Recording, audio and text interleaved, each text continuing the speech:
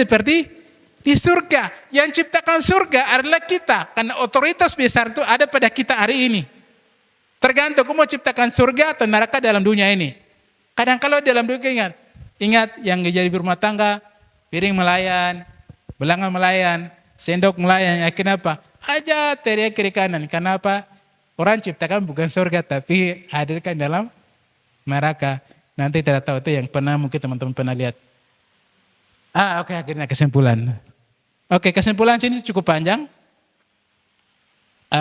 Pengenalan pendidikan dan perkembangan di lingkungan sesungguhnya telah diajarkan oleh orang tua sejak lahir, belajar mengenal lingkungan, terus belajar sampai saat ini sepanjang kita diberikan anugerah oleh Allah.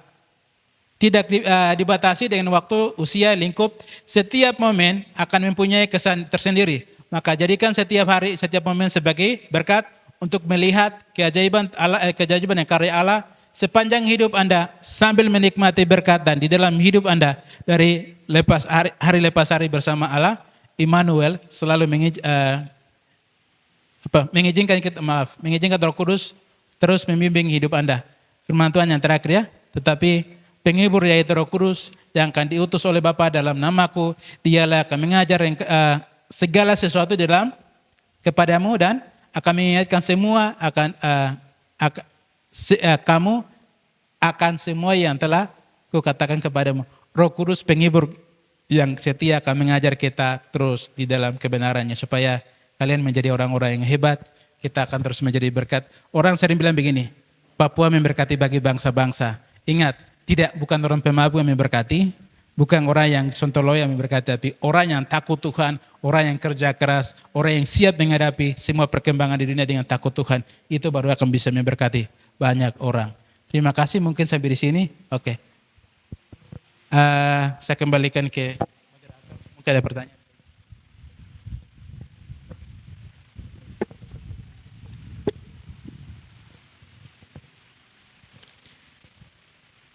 Ya, terima kasih. Tepuk tangan. Pemateri yang begitu luar biasa. Di sini kami akan lanjut lagi. Mungkin ada persiapan pertanyaan-pertanyaan. Saya kasih kesempatan mungkin 3 menurut kursi. Di sini kami punya waktu hanya sisa 18 menit. Untuk itu saya kasih kesempatan 3 orang. Ya, mulai dari sini.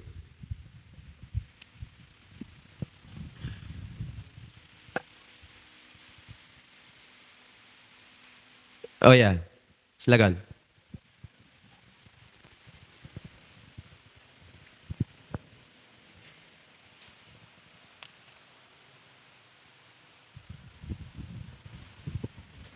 Cek. Ya baik, terima kasih. Perkenalkan nama saya Beni Kogoya. Ya, minta maaf di sini saya baru bergabung. Terima kasih di sini menjadi pertanyaan saya. Ini menjadi realita kenyataan yang pernah kita lihat. Ya, jadi saya mau tanya di halaman yang keberapa, di sini tidak ada tulisan, jadi langsung saja cara pendidikan dasar orang Yahudi. Ya, jadi pada kenyataannya yang kita lihat sekarang anak seorang hamba Tuhan yang kita lihat mungkin hidupnya kacau. Itu mungkin karena orang tuanya salah didik atau bagaimana. Itu tolong dijelaskan. Dan karena pada umumnya banyak para hamba Tuhan punya anak-anak, mereka mabuk, isap rokok dan lain hal begitu. Jadi tolong dijelaskan itu. Terima kasih.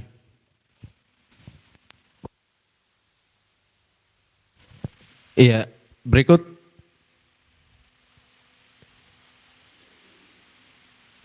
Iya, mungkin mewakili dari satu orang. Cek. Baik, terima kasih untuk kesempatan.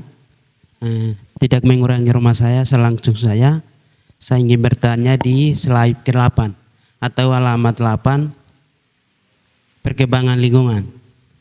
Di situ ada 3 poin, cuma saya mau tanya di hanya 2 poin. Yang pertama, judi online, bahasa politik, itu hangga togel. Ini kita lihat nih realita yang terjadi di kalangan masyarakat. Jadi masa muda-mudi kita itu harus untuk menghadapi hal ini, harus persiapan untuk menghadapi hal itu, apa yang kita harus persiapkan diri sebelum menghadapi hal-hal itu.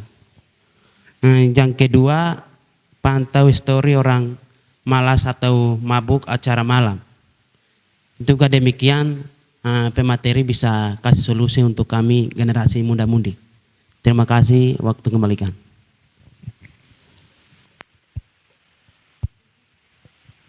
Ya, mungkin pertanyaan sini, pertanyaan lagi apa? Banyak yang angkat tangan, tapi karena mengingat dengan waktu, untuk itu, ya, Simpson tadi angkat tangan, silakan.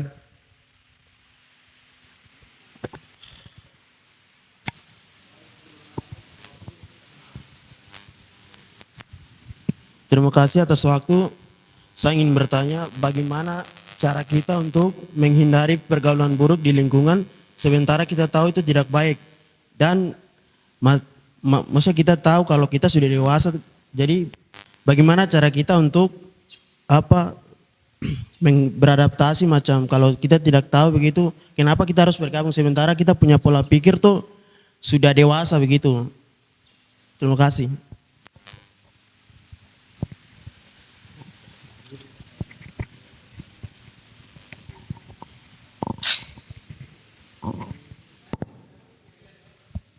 Lanjut.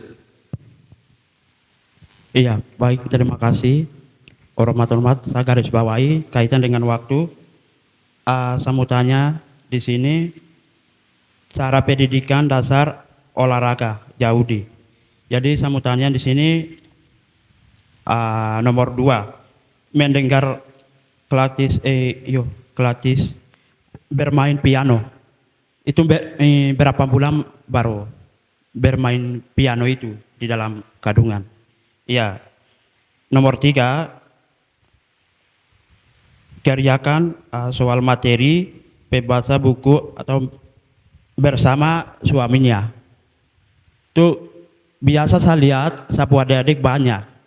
Jadi sapu mama dan bapak suruh belajar, tapi tidak tenang di situ. Langsung dengar, langsung hilang. Itu cara solusinya bagaimana supaya mendekati adik-adik. Itu coba jelaskan atas pemateri. Sekian.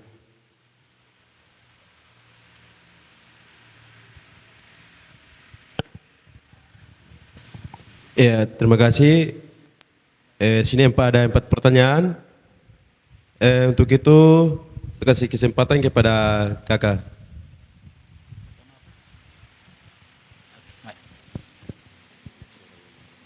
Oke. Seorang hamba Tuhan punya anak lebih kacau ya. Itu di mana-mana. Saya juga punya bapak orang tua hamba Tuhan. Kakak yang 3 belum bertobat sampai detik ini. Yang selalu buat pertanyaan itu saya sebetulnya. Tapi lama-kelamaan ternyata saya belajar Tuhan ajar. Ternyata orang tua lepas tanggung jawab waktu kecil. Bapak dan mama lebih banyak pentingkan orang lain dibanding dengan kami yang ada dalam rumah. Waktu dengan saya kakak kurang dibanding dengan bapak dan mama, lebih banyak waktu dengan orang lain. Pentingkan pelayan luar dibanding dengan dalam gereja. Makanya kami sendiri cari jalan keluar bergaul yang tempat yang salah. Dan kami tidak dapat kasih sayang orang tua dalam rumah. Akhirnya banyak hamba Tuhan punya anak hari ini jadi kacau. Jangan salahkan siapa-siapa, tapi salah kembali ke orang tua. Saya jadi hamba Tuhan hari ini, sekalipun saya punya kakak 3 belum jadi hamba Tuhan, karena waktu saya dengan mama dan bapak lebih dekat dibanding dengan orang. Kakak saya dibesarkan oleh tante, kakak yang kedua dibesarkan oleh om-om, kakak ketiga dibesarkan oleh tante. Dan yang besar dengan orang tua saya dan kakak perempuan saya. Kenapa tadi? Karena tante dong ngajar pendidikan yang salah. Karena apalagi, ingat, paling pertama kakak bertiga tidak dapat kasih sayang dari orang tua. Itu masalah utama hari ini. Banyak hamba Tuhan punya anak tidak dapat kasih sayang dari mama dan bapak. Cukup rasa pikir nanti kita berdoakan, cukup untuk mendoakan waktu mereka keluar, waktu mereka masuk.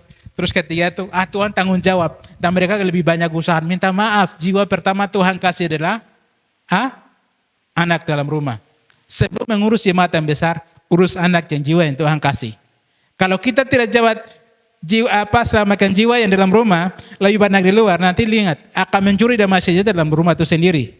Jadi orang Yahudi yang seperti tadi saya jelaskan, mereka lebih banyak utamakan keluarga dulu baru pelayanan nomor 2. Bukan pelayanan dulu baru keluarga. Tuhan keluarga baru pelayanan ketiga. Kalau Tuhan dulu, pelayan dulu baru anak ketiga, maka urutan salah. Makanya kenapa anak hamba Tuhan lebih banyak dikasih ambil di luar, anak hamba Tuhan lebih kacau dibanding dengan anak yang jemaat. Karena apa? Jemaat punya anak mereka dilayani, tapi orang tua mereka punya anak kasih makan dengan persembahan, persepuluhan, tapi hari ini kasih sayang tidak pernah mereka terima. Makanya anak hamba Tuhan lebih jahat dibanding dengan anak jemaat yang biasa. Itu hanya kurang kasih sayang dari kedua orang tua. Tidak cukup hanya berdoa. Tuhan bilang begini, oke, Tuhan tolong urus saya punya anak-anak. Saya akan urus jemaat. Tuhan tanggung jawab, minta maaf. Kalau seandainya Tuhan itu Allah yang nyata, kita bisa lihat dengan kacamata, dia bilang, kau harus kau anak dulu. Jemaat yang kedua. Kenapa orang luar? Ini bayangkan, kita bisa menampung banyak orang dalam rumah, dalam satu rumah. Firman Tuhan bilang begini, kalau laki-laki sudah menikah dan perempuan, keluar dari rumah, pindah rumah yang baru. Supaya jangan sampai salah pengajar dalam rumah. Biasanya kita punya kehidupan, kita bilang hidup kita dalam hidup sosial, jadi kumpulkan banyak orang hidup dalam gagal mendidik orang dalam rumah. Akhirnya apa? Anak lebih rasa nyaman dengan orang luar. Anak cewek lebih rasa nyaman dengan dia punya cowok. Anak cewek laki-laki lebih rasa nyaman dengan dia punya pacar. Akhirnya apa? Yang terjadilah sesuai dengan mereka mau, karena mereka belum pernah dapat sentuhan dari mama dan bapak. Bukan masalah uang yang kita kasih, bukan masalah babi persembahan yang kita kasih makan, bukan uang perpuluhan yang kita kasih jajan, tapi mereka butuh rangkul dari mama dan bapak. Belum pernah ada waktu dan duduk mama dan bapak untuk main. Bayangkan nonton bola sih tidak, baru datang pulang bapak begini, hei pindah bapak capek tidur. Mama mau datang, hei pindah mama ada sibuk.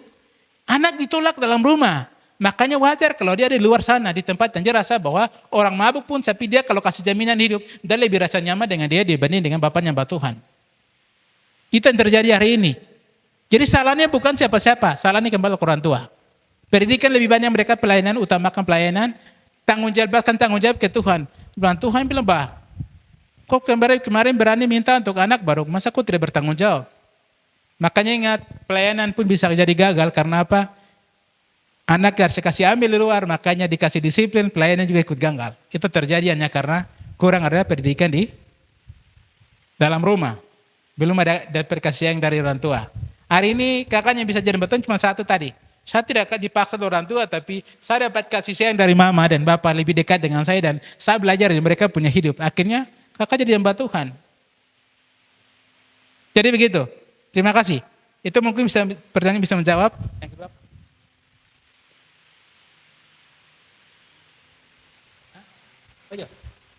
Mengatasi judi online. Sebetulnya ini mereka punya gaya orang tua yang ini ada di grup yang ketiga sini ya. Gimana nih? Ini judi online bahas mengenai politik karena mereka tidak punya kemampuan. Orang politik yang datang dong bagi-bagi uang, kok makan jadi lebih banyak ikut orang yang figur politik dibanding dengan mereka mau kerja keras. Kalau ke kampung, utang terlalu tinggi, tempat kerja kebun. Orang sudah tidak kerja kebun lagi hari ini. Hari ini kita kembali paksa orang tua, minta maaf mereka sudah tidak bisa lagi. Karena apa? Mereka hanya setiap hari hitung angka. Jadi kalau ke Wamena, banyak orang gila karena otak mereka belum pernah belajar, sudah usia, mereka paksa berpikir akhirnya banyak jadi gila di sini. Solusinya cuma satu. Saya punya mimpi hari ini, kakak punya mimpi hari ini, saya tidak peduli dengan pelayanan orang tua, jujur, minta maaf. Kata kasar ya. Saya tidak peduli dengan orang tua. Kau sudah tahu firman Tuhan, kau mau masuk neraka urusan. Saya lebih fokus ke anak-anak. Kita potong generasi. Cukup dengan orang tua terlalu kepala batu, tukang bunuh kasih tinggal orang. Mereka sudah bukan tidak tahu. Mereka yang membangun gereja, mereka yang terima Injil. Itu orang tua. Hari ini mari kita potong generasi, belajar serius. Lupakan budaya kurang bagus ini. Tinggalkan ini. Kalau Anda belajar teknik, jangan bicara politik. Kau boleh ada, tapi ingat, kau fokus dengan kau punya studi. Apa yang kau belajar, apa yang kau mau kerja, pastikan bahwa kau punya apa yang kau belajar itu betul. Kalau kita sibuk dengan orang tua, tidak akan pernah bisa. Kau tahu apa, nanti akan bilang begini, anak kecil kau baru lahir, kau diam. Mereka tetap pakai patokan pangkat bapak, pangkat orang tua. Tapi mari kita fokus di sini. Kembali kita mau didik orang tua sudah tidak bisa lagi. Minta maaf ini agak kasar. Tapi mari fokus. Kita dan kita punya adik-adik di bawah. Ajar adik-adik di bawah. Kalau kita mau sibuk dengan orang tua nanti kita pusing sendiri. Itu ada bapak dan bapak kepala di belakang. Nanti mereka pengurusan. Bapak dong ngajar nanti untuk orang tua dan kita anak muda. Ingat, anak muda hari ini yang